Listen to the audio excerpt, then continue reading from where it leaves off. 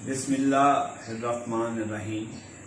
हल्का अरबाब ज़ौक़ ने जो ऑनलाइन मुशायरों की रवायत शुरू की है, ये काबिल तहसीन है।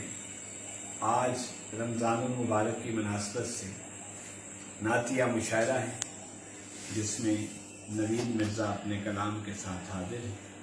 नात से पहले हमद के 3 शेर। भंवर में डूब रहा हूँ, उभार दे मौला, समंदरों में किनारे उतार दे मौला।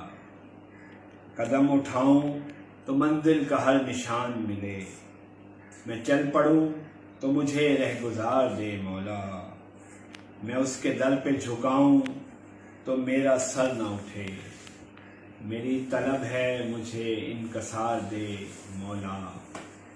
एक नात बहज़ूर सरवर कायनात सल्लल्लाहु अलैहि वसल्लम पेश खिदमत है। आँखों में बसाया है मदीना मेरे आका, अब खोल के बैठा हूँ ये सीना मेरे आका।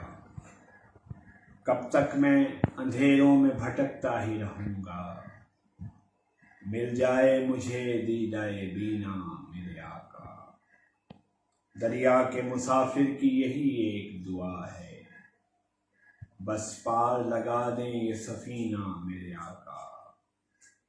जो कुछ भी मिला आपकी निस्बत से मिला है, दुनिया ने तो हर चीज को छीना मेरे आका।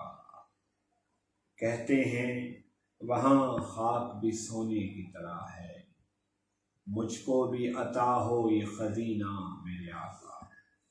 बहुत शुक्रिया।